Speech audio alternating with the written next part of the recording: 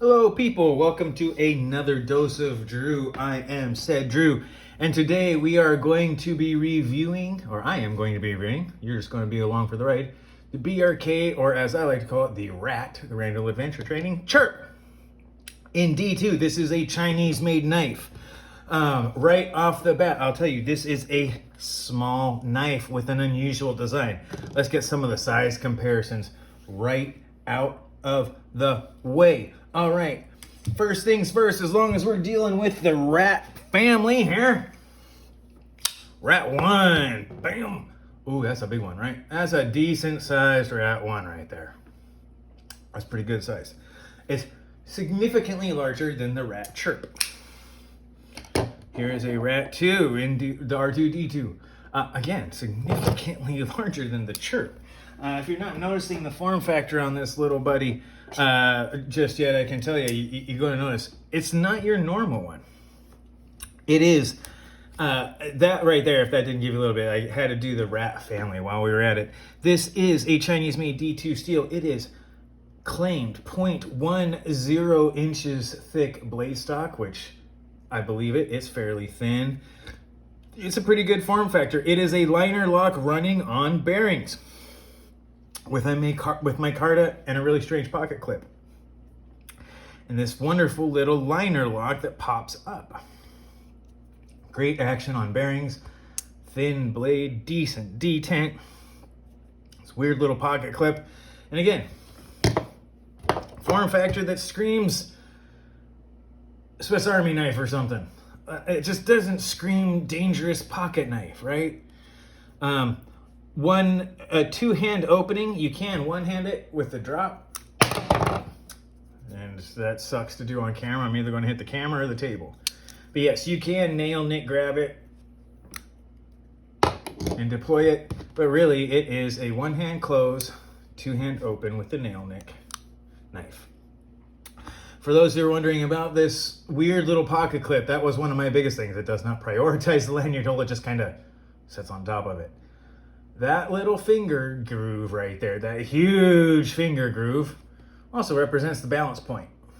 So, it's actually kind of cool. That's where you want your control. It not only, it locks your finger in, right? I don't even have to be gripping it for the knife to want to move with my finger. Just because it's already kind of locked in with that curve.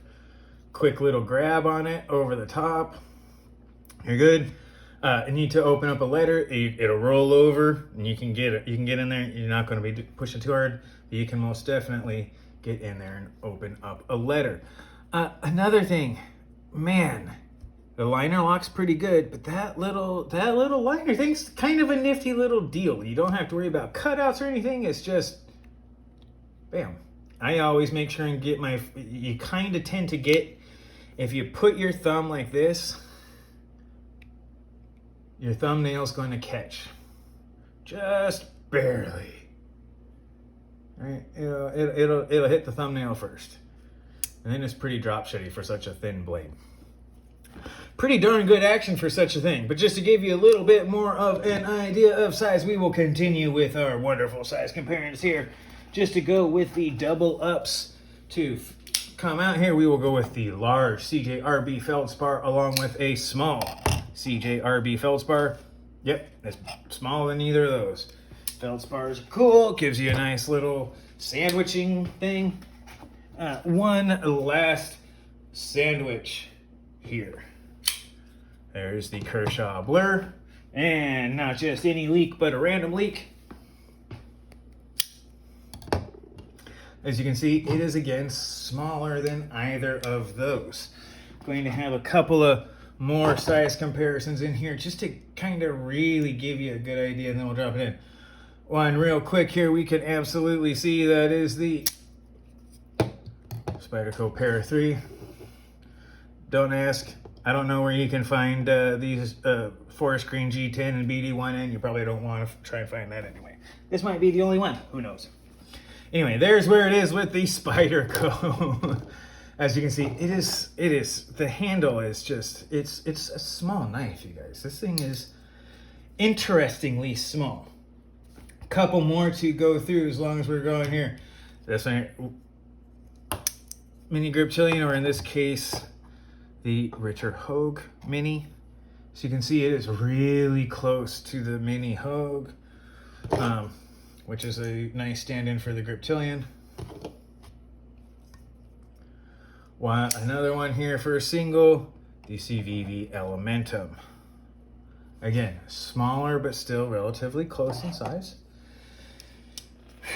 This is hard. There's like one more just to give you an idea. This here is the Honey Badger Medium and the D2 Worn Cleaver. Small. Now, a couple things I'm going to get into that are closer. I'm saving the best for last, so please hold on. Another one that's a little strange. This Artisan Cutlery Biome. I put this Biome in my wallet, and it's bigger than this knife. It is definitely not, I mean, this thing can almost fit in there. It is definitely thicker. Right? It's definitely thicker. It's a nice thick knife when it comes to the width there, especially on the back end there. Oh, and one more, because this is really where the competition lies in several other areas. And that is here, the QSP Penguin. All right, I'm going to leave this up here as I discuss this knife, because there are some things that the Penguin shares with it that this one does not. Actually, no, I'm pulling this off so this one can have the spotlight, because I want to talk about some things that are specific. The Penguin will come back in a minute.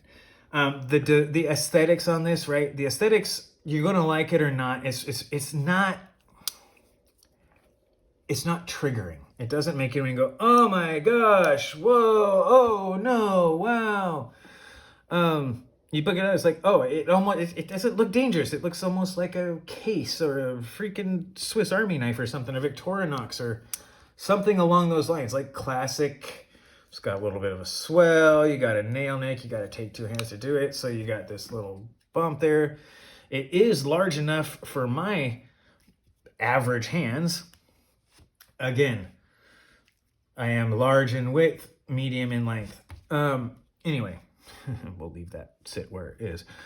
The aesthetics are non-triggering. They shouldn't trigger a lot. There's a nice pinch point here where you can choke up in lots of different ways.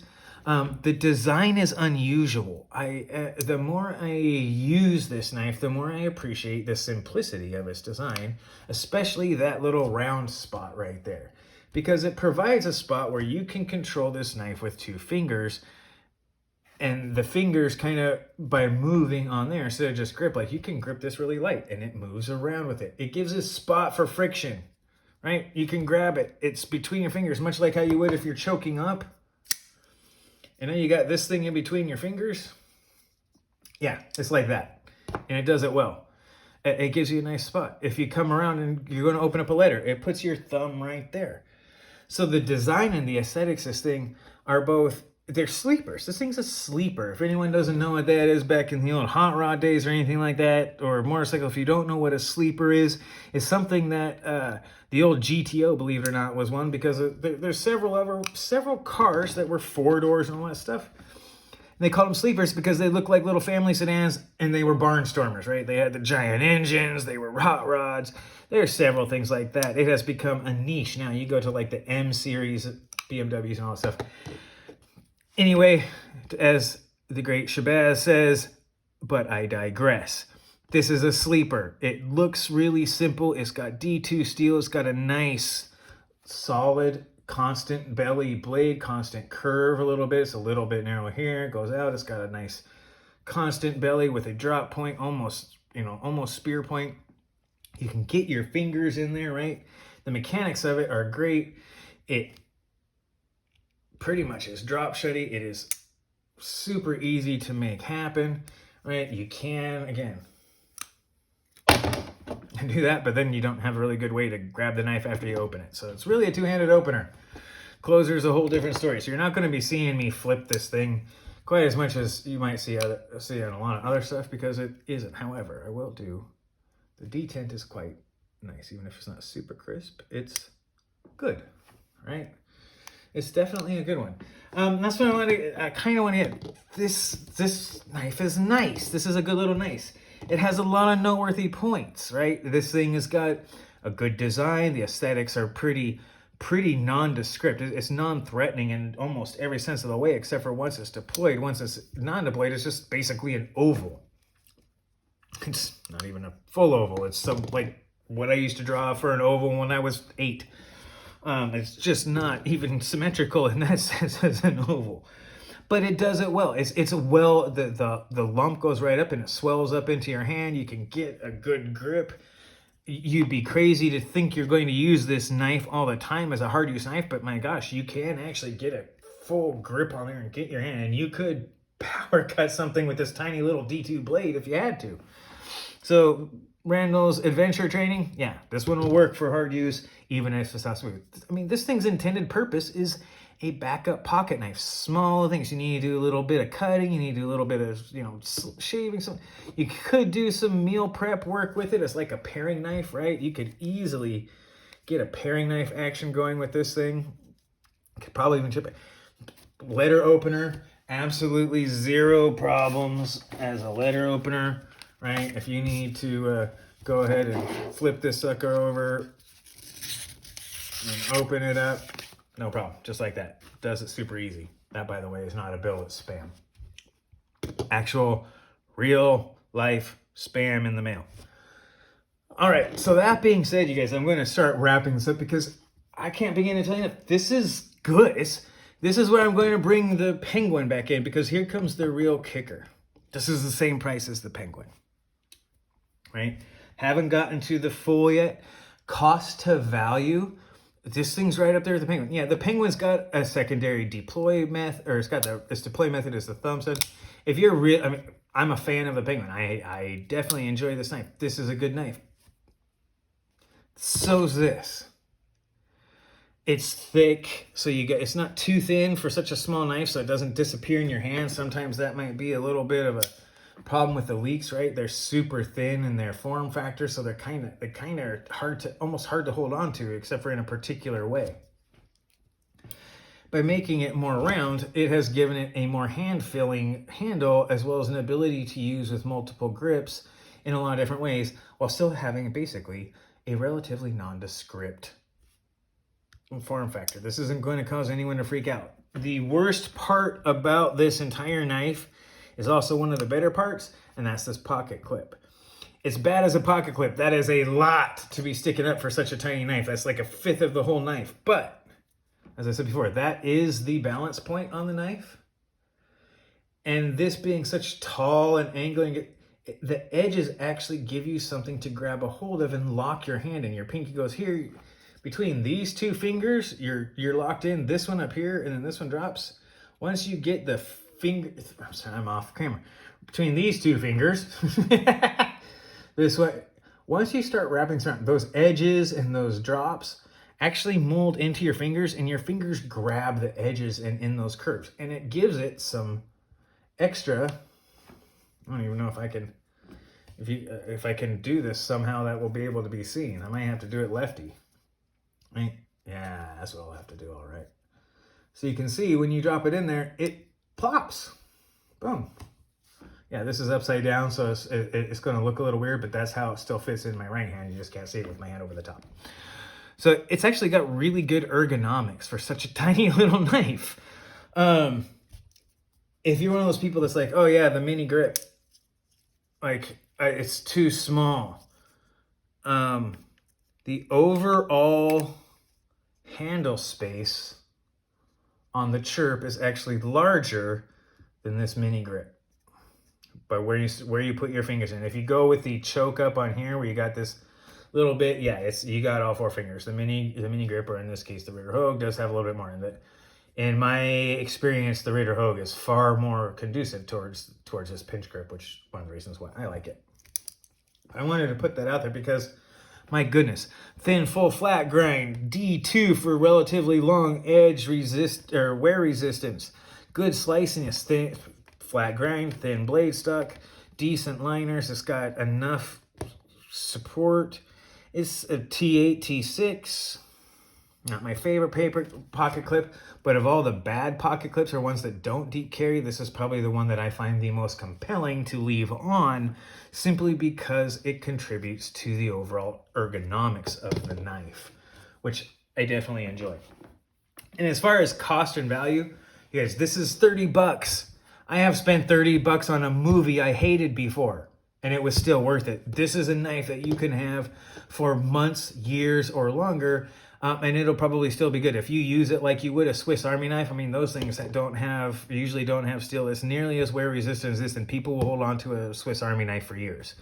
This is a good little knife. If your expectations are something of it, I'm going to pull out something that probably doesn't even belong. If your expectations are something like that, I'm going to hard use this sucker. No, it won't. It can, but you're going to probably have a few little bumps on your finger from that little buddy right there. So yeah, it doesn't do it. But if you expect this knife to be a good pocket companion for your EDC carry, right? Normal daily activities.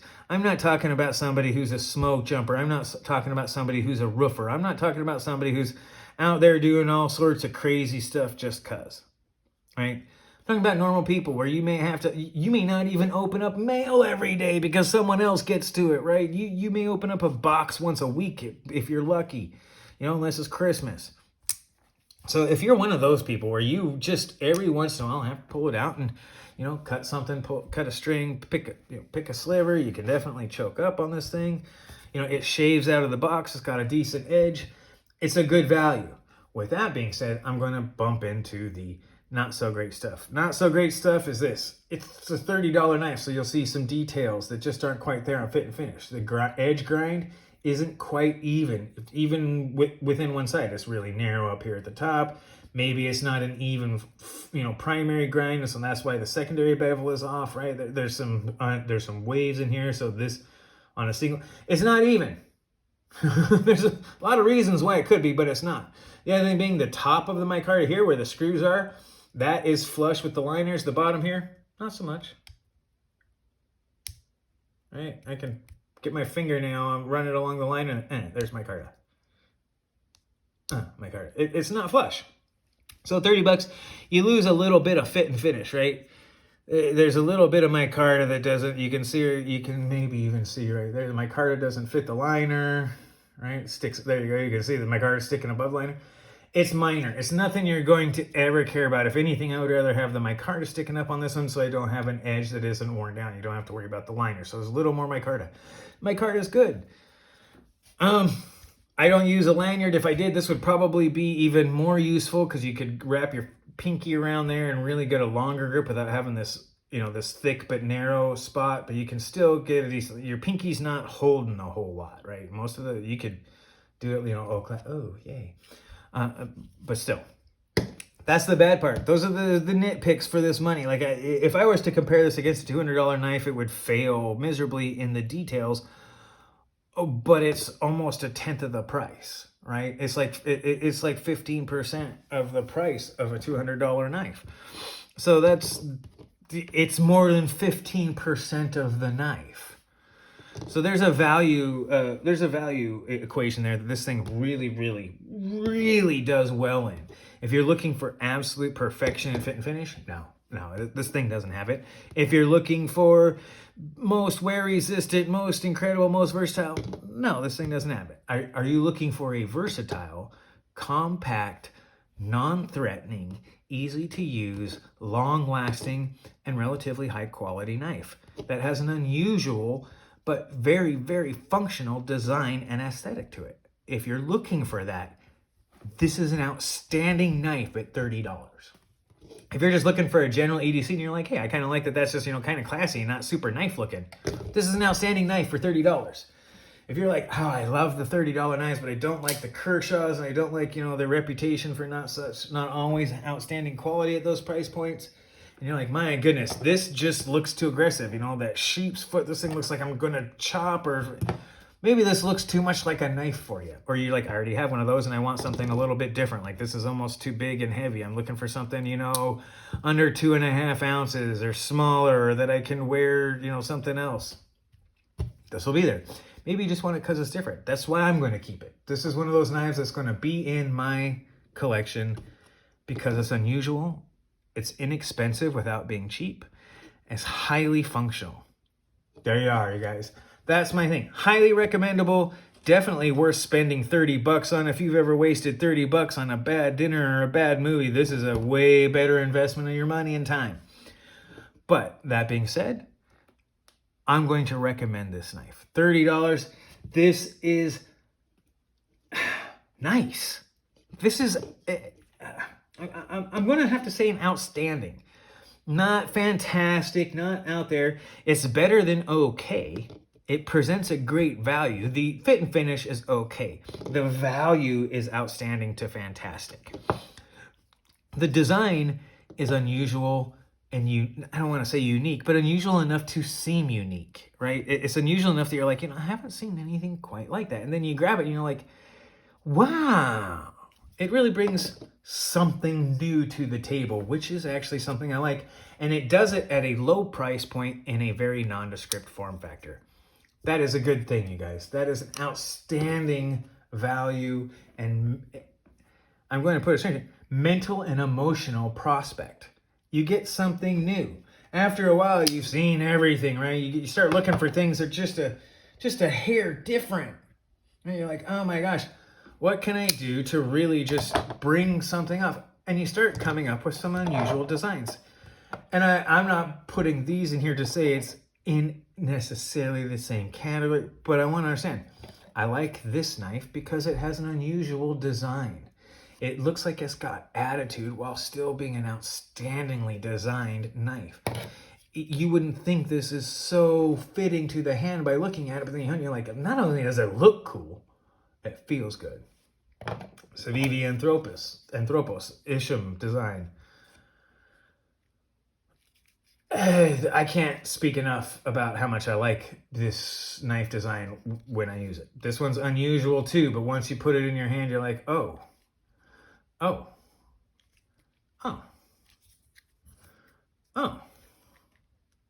it fits. It works in the hand, and it's got this thing. I can meal prep, right? It's got all sorts of good stuff to it, right? So that's an unusual design that's got some benefits to it while still being outstanding in the hand. There's several of them that do. This is another one, and I will put it in that same category, and I will definitely think that it's great.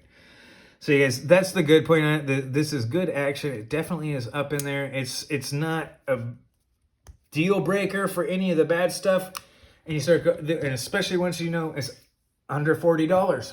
Everywhere I've seen it, it's under $40. Well worth the money, easily recommendable, unusual, nice, and different.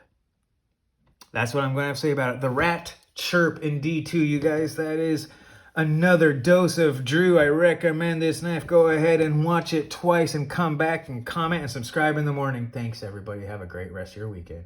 Friday Night Knives, Rat Chirp.